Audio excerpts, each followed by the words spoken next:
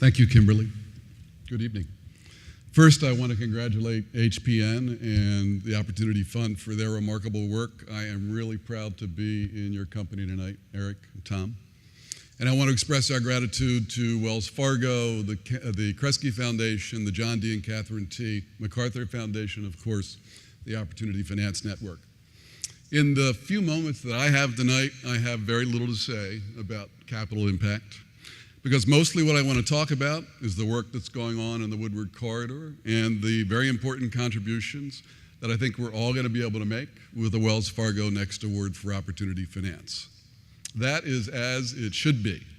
First and foremost, the work in the Woodward Corridor is clearly the poster child for bootstrapping and staying the course by a few people and organizations who will not be deterred.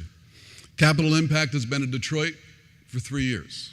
Organizations like Midtown Detroit, Invest Detroit, and the Detroit Development Fund have been slogging away at this process for 25 long years. So this is no overnight success. What we're seeing in Midtown, in the midst of the headlines of doom and gloom about the future of Detroit, is an inspirational process that's been focused on confronting adverse market forces with a really simple but really arduous process. Identifying your strengths, people, resources, unique market features, and taking the first step, celebrating and acknowledging incremental progress, and finally, ultimately looking for the bigger opportunities and higher impact, sustainable, scalable development strategies. But do we have traction in Detroit? More than 10 years ago, I'm told, if you walked along the Woodward Corridor, you might not have made it out of the neighborhood. You saw few signs of life on the street, dark blocks, rows of vacants, and no amenities. Now when you walk through Detroit, you see signs of renewal and revitalization taking place. More people on the street, new rental housing for people that actually want to work and live in Midtown, charter schools, retail stores, and even yoga studios. Too many, I'm told. Despite those yoga studios, Midtown is making a place for people of all incomes.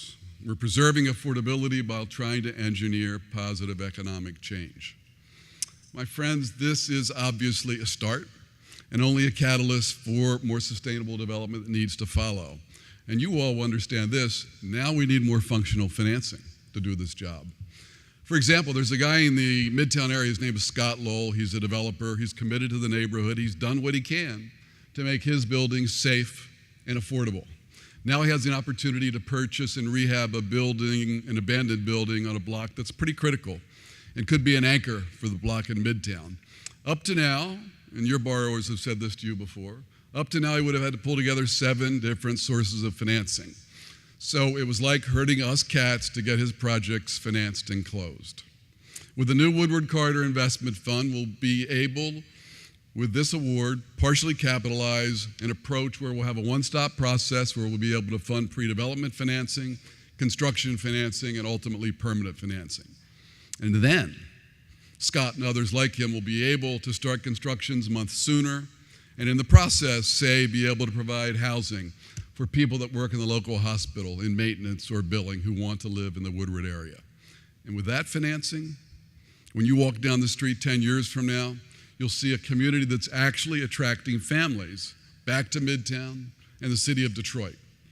You'll see kids being pushed in strollers by their parents. You'll see kids screaming and playing, and you'll even see older adults who feel safe enough and secure enough to spend their evenings in the park talking to each other.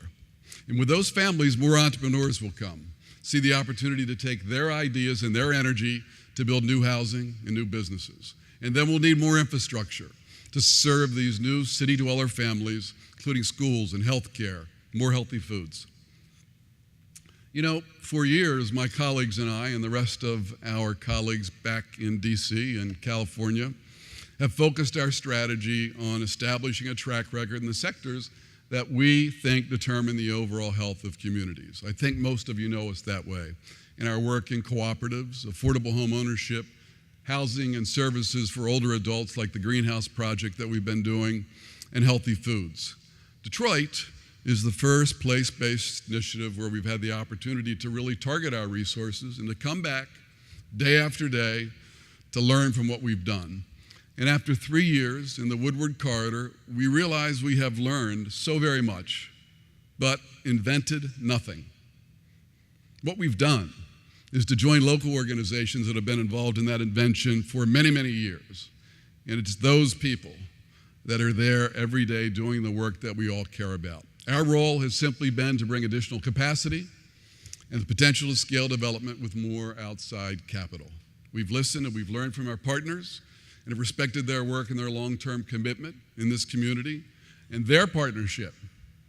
And there are some of them out there tonight, some of our partners. Their partnership has enabled us to do our job, which is first and foremost, like many of you, to manage risk and reward, and along the way, protect the integrity of the work, our partners, and their investments in Detroit.